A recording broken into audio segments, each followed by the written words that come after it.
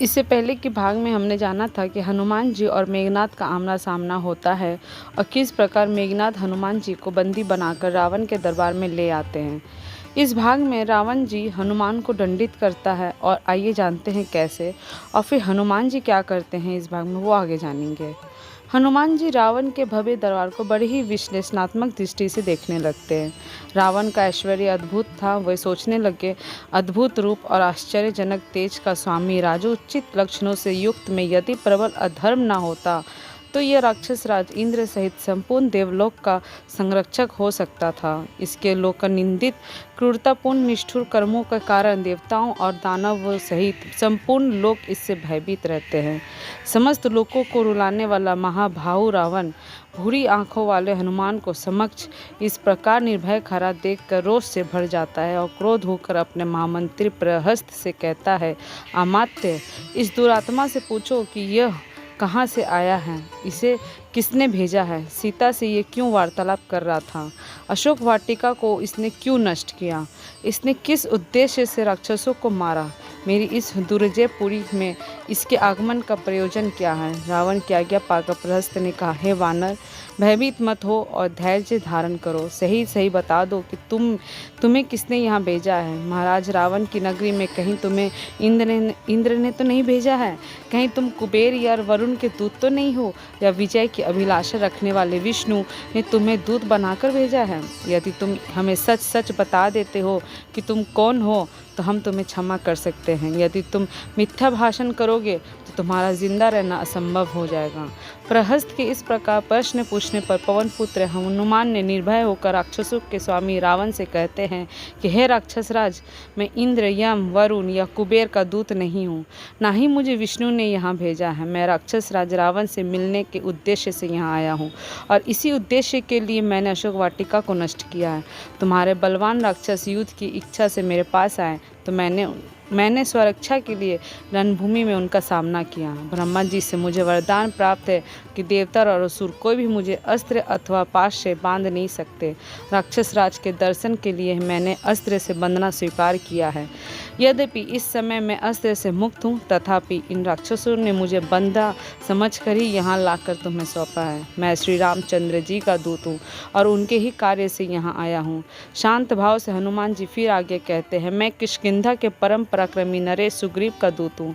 उन्हीं की आज्ञा से तुम्हारे पास आया हूँ। हमारे महाराज ने तुम्हारा कुशल समाचार पूछा है और कहा है कि तुमने नीतिवान, धर्म, चारों वेदों के ज्ञाता, महापंडित, तपस्वी और महन ऐश्वर्यवान होते हुए भी एक पर स्त्री को हठात अपने यहाँ रोक रखा है। ये तुम्हारे लिए उचित बात नहीं है। तुमने ये दुष्कर्म करके अपनी मृत्यु का आह्वान किया है। उन्होंने ये भी कहा कि लक्ष्मण के कराल बाणों के सम्मुख बड़े से बड़ा पराक्रमी भी ठहर नहीं सकता, फिर तुम उससे अपने प्राणों की रक्षा कैसे कर सकोगे। इसलिए तुम्हारे लिए उचित होगा कि तुम सीता माता को श्री रामचंद्र को यानी कि उनके स्वामी को लौटा दो और उनसे क्षमा मांगो। यदि तुम ऐसा नहीं करोगे तो तुम्हारा अंत भी वही होगा जो खरदूषण और वाली का हुआ है। हनुमान के ये नीति युक्त वचन सुनकर रावण का सर्वांग क्रोध से जल उठता है। उसने अपने सेवकों को आज्ञा दी कि इस वानर का वध कर डालो। रावण की आज्ञा सुनकर वहां उपस्थित विभीषण कहते हैं, राक्षस राज, आप धर्म के ज्ञाता और राजधर्म के विशेषज्ञ हैं।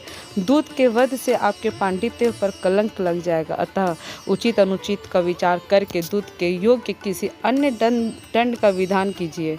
विभीषण के वचन सुनकर फिर रावण ने कहते हैं, शत्रुसूदन, पापियों का वध करने में कोई पाप नहीं है। इस वानर ने वाटिका के विध्वंस तथा राक्षसों का वध करके पाप किया था, मैं अवश्य ही इसका वध करूंगा। रावण के वचन सुनकर उसके भाई विभीषण फिर से विनीत स्वर में कहते हैं, हे लंकापति, जब यह रावण स्वयं को दूत बताता है तो नीति तथा धर्म के अनुसार इसका वध करना उचित नहीं होगा, क्योंकि दूत दूसरों का दिया हुआ संदेश सुनाता है। वह जो कुछ कहता है वो उसकी अपनी बात नहीं होती, इसलिए वह अवध्य होता है। विभीषण की बात पर रावण विचार करता है।